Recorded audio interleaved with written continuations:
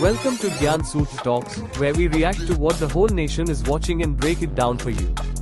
Behind every viral clip, every trending topic, there's something deeper, a lesson, a mindset, a chance to grow.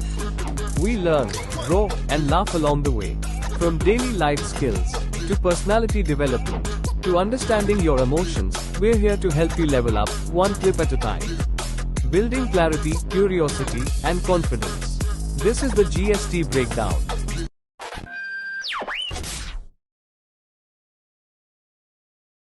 Welcome back. This is the second video. No, just I was following the reports after whatever happened last month, and I was watching some interviews and some of the our PM Modi's interviews. So yeah, that's the update that India is planning something big, and most probably it's going to happen soon. What do you think about it? Not really sure, but I really like the approach.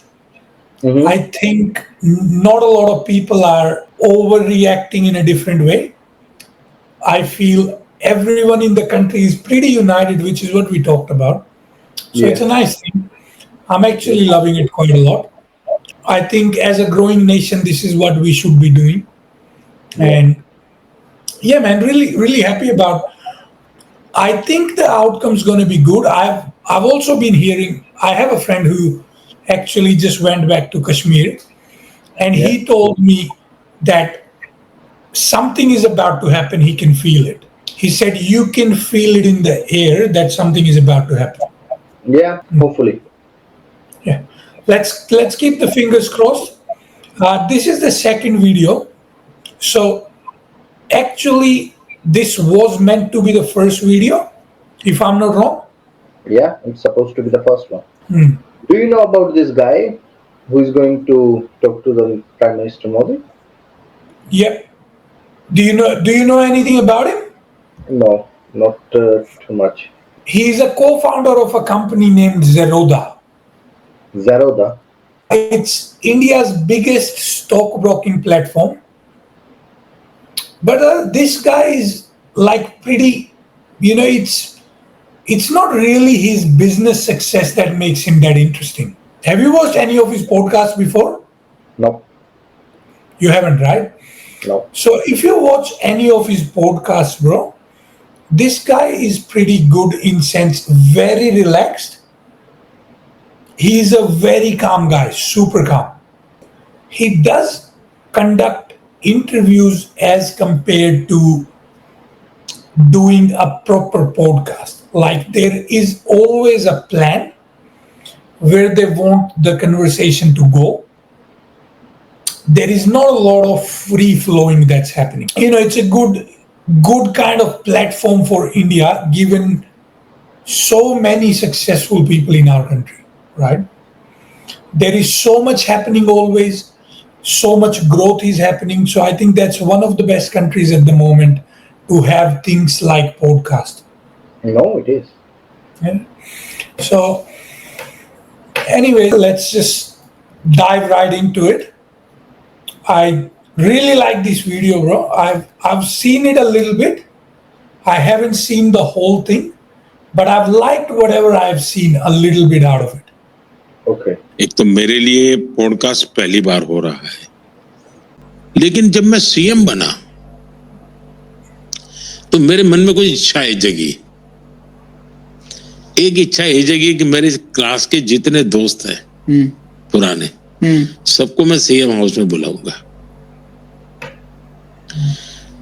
उसके पीछे मेरी psychology ये थी कि मैं नहीं चाहता था कि मेरे किसी भी व्यक्ति को ये लगे कि अपने आप को बड़ा तिस्मार का बन गया है.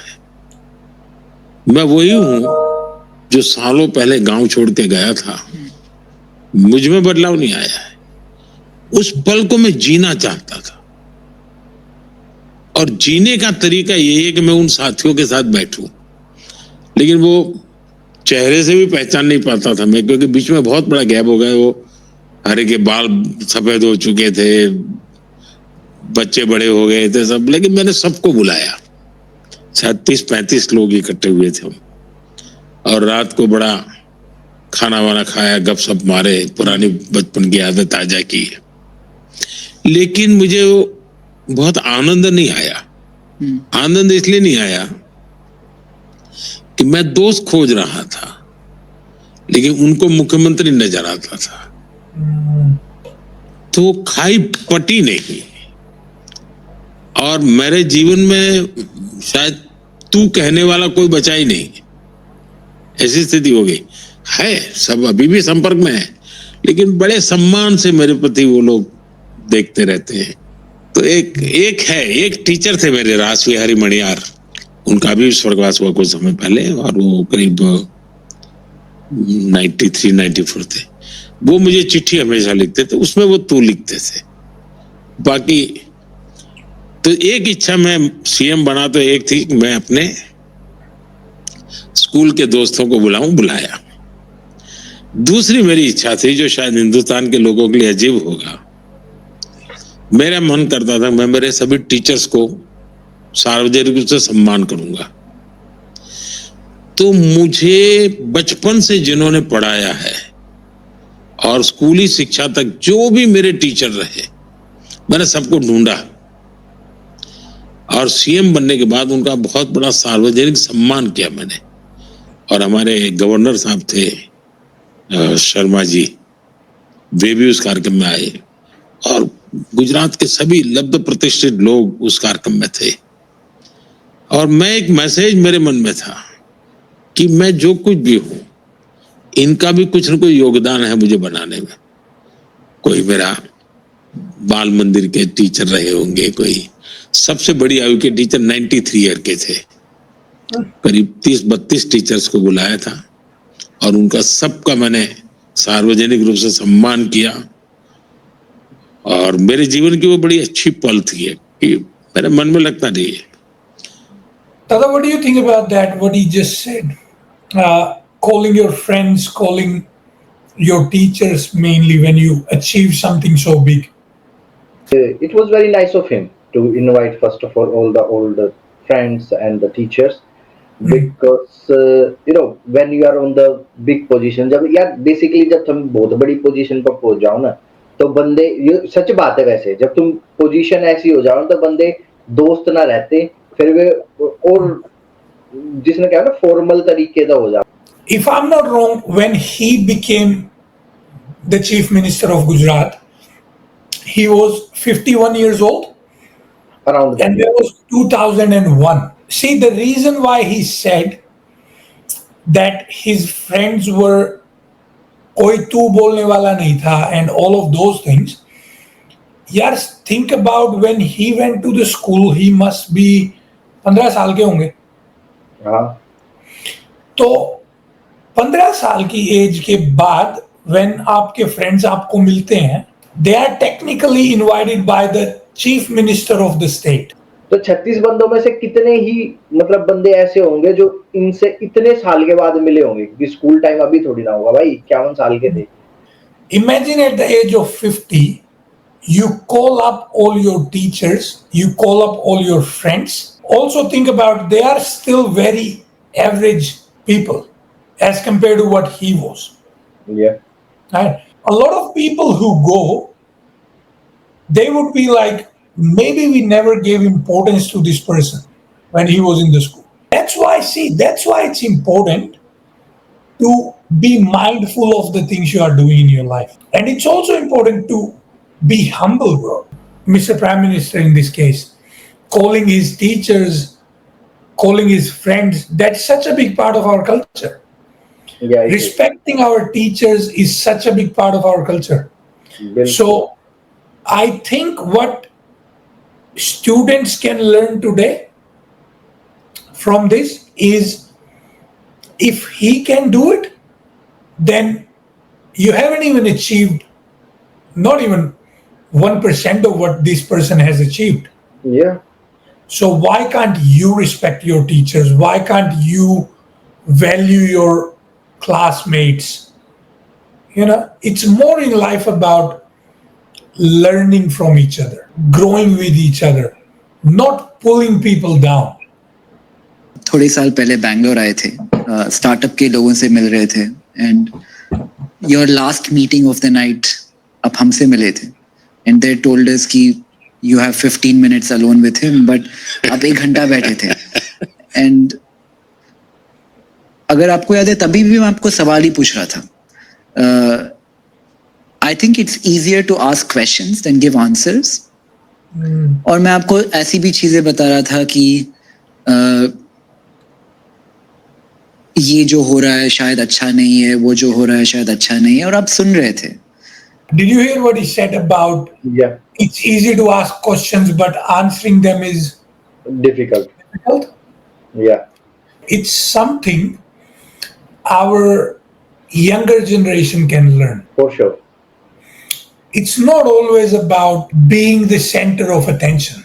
I'll tell you something that is my experience, right? I always used to be the person who would go in the room and feel that I need to shine. Bro, for years, it would put me under pressure. Always when I'm entering a party, when I'm entering a meeting, I would always feel that pressure that I need to be shining here. I need to be the person center of attention. You know how I got around it? How? There was this business summit that I once, like a little networking group, right? And this lady was a part of it for a very, very long time. And she runs seminars all around the world. She realized it about me and she told me, why are you doing it? And I was like, what am I doing? Why am I doing what? Yeah. And she goes, why are you trying to be so interesting? She's like, you know what happens? When you do this, you actually don't really care about people. You try and make them look at life from your lens. And she said, you need to start asking questions, and that would actually make you more interesting. And I didn't believe her, man. I didn't. I was like, what are you talking about? Why am I asking? What am I going to ask people questions about? She told me, try it. I tried it. You ask questions, bro, that helps you a lot. That helps you learn about the environment you are a part of, people you are surrounded with, what's their real personalities. So I really love that point what he said. There is nothing uncomfortable about asking questions. It shows you are genuinely curious. But Vinay, asking question is, is safe, basically. You can ask the question and then you can be in the side. But giving the answer of the question is complicated. Answer भाई कुछ भी पूछ ले बंदे से पकड़ के कि भाई ये बता दे, फिर जो आंसर देने वाला बंदा है ना, उसने ध्यान रखना पड़े कि वो किस हिसाब से आंसर दे रहा. क्वेश्चन तो कुछ भी हो सकता है, नॉलेज से रिलेटेड हो सके, पॉलिटिक्स से रिलेटेड हो सके, वर्ल्ड अफेयर से हो सके, जियो पॉलिटिक्स से रिलेटेड हो सके, किसी भी चीज से पूछो. ऐसी चीज, being on the place like prime minister is, उन्होंने इतनी सावधानी से आंसर देना पड़ा है कि भाई कोई भी गलत शब्द ना निकले, कोई भी एक लाइन भी जो है वो कंट्रोवर्सी क्रिएट कर सकती है. To be interesting, I feel you should be interested first. If you are not interested in something, you may never come across as an interesting person.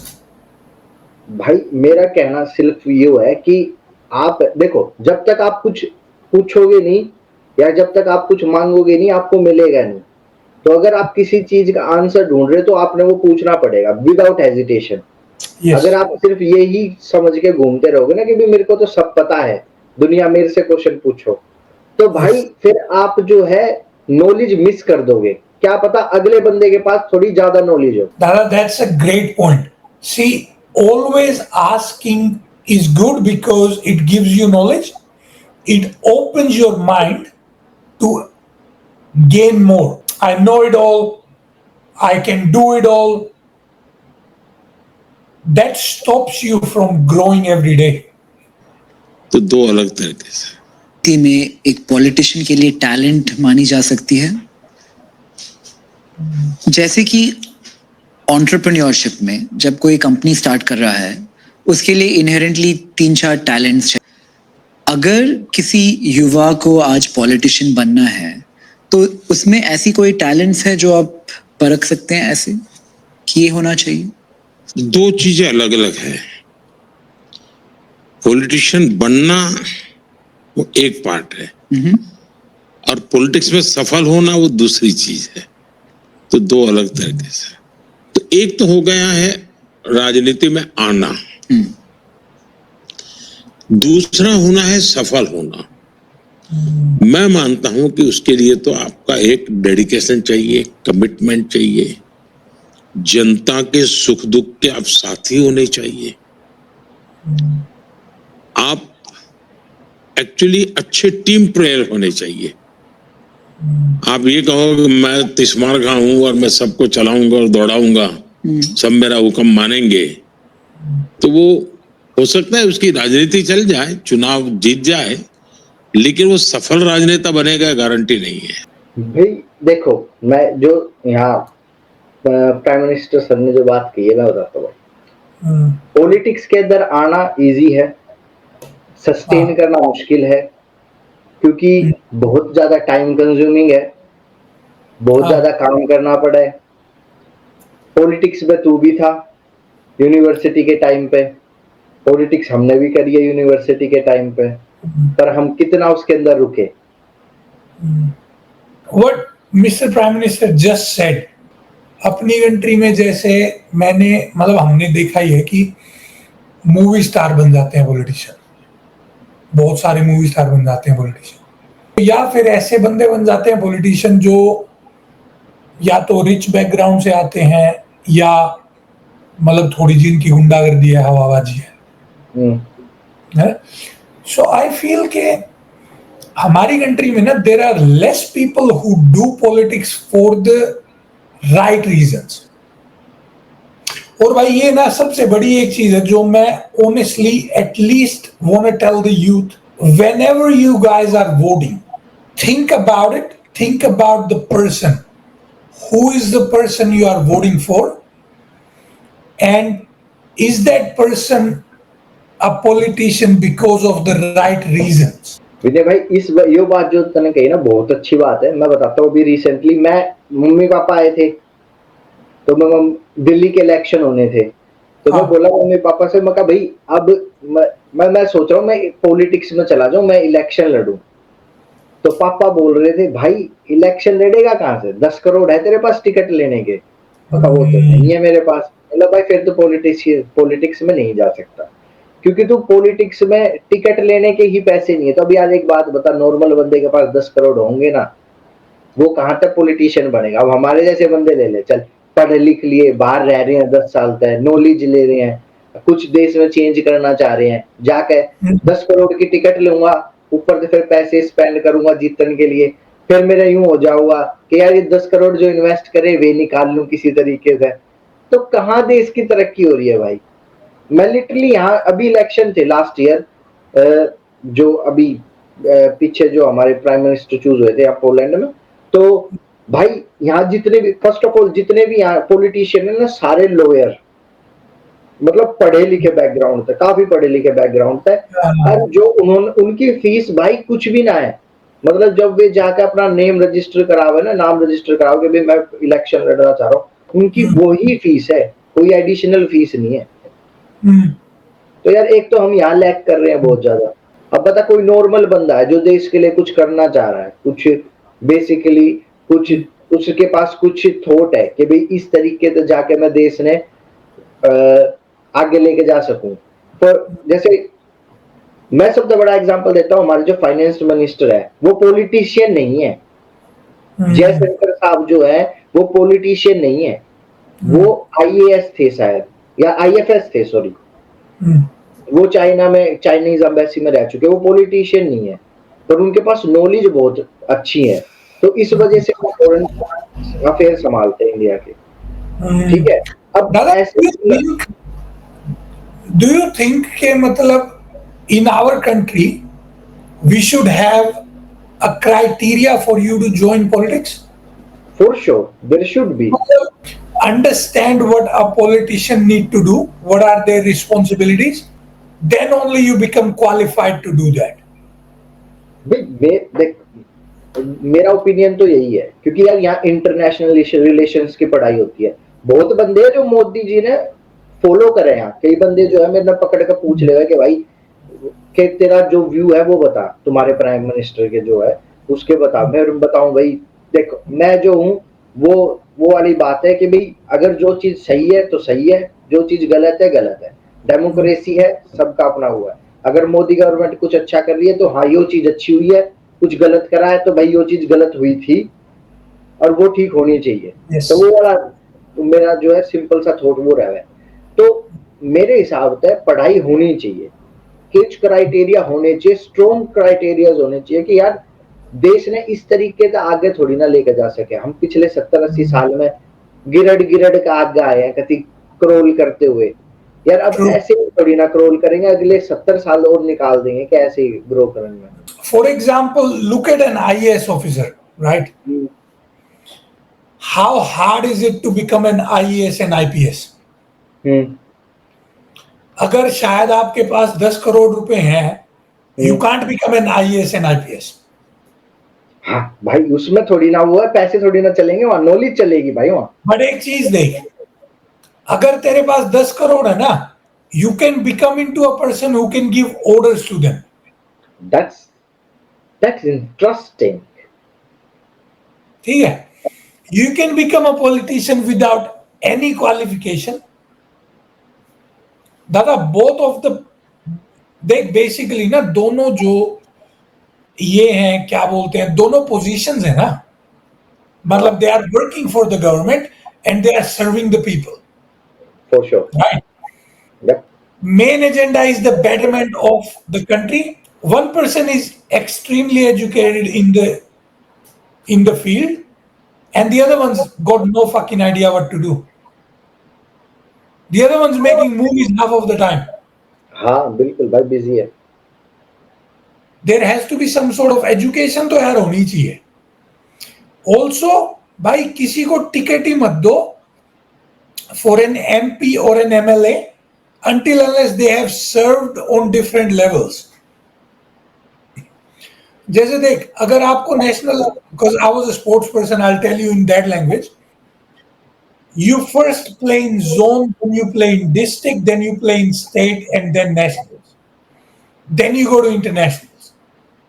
That's really good thing what you said, because इससे बात याद आई, जो prime minister Modi है हमारे, अभी जो prime minister है यार, इन्होंने भी तो सर्व किया है ना कंट्री, डायरेक्टली ये थोड़ी ना सीएम बन गए। इनको अलग अलग पोजीशन पे थे, तो इनका इतनी ऊपर आना सेंस बनता है। ठीक है, एक बंदे को आप सीधा ही अपॉर्चुनिटी दे रहे हो क्योंकि भाई उसकी पॉपुलैरिटी है, उसके पास पैसा है, इस चीज का कोई सेंस नहीं बनता। नहीं बनता। It makes no sense. Politics is not about power. It's a job. जब एक सिस्टम होगा उसके बाद एक सेंस ऑफ रिस्पॉन्सिबिलिटी आएगी। आई वॉन्ट टू से कि भाई कोई एक है ना क्राइटेरिया सेट करना चाहिए गवर्नमेंट को कि भाई आप जो है दिस पर्टिकुलर पोजीशन, जो भी एमएलए की एमपी की जो पोजीशन है, वो आप इसी after serving that much time on a specific position, उसके बाद ही आप एमएलए एमपी और इन सब पोजीशन पे जा सकते हो। और एक और चीज करनी चाहिए कि यार जो लोकल बंदा है ना वहां का, अगर हो सके तो वहां के लोकल बंदे को ही वहां की टिकट दी जाए।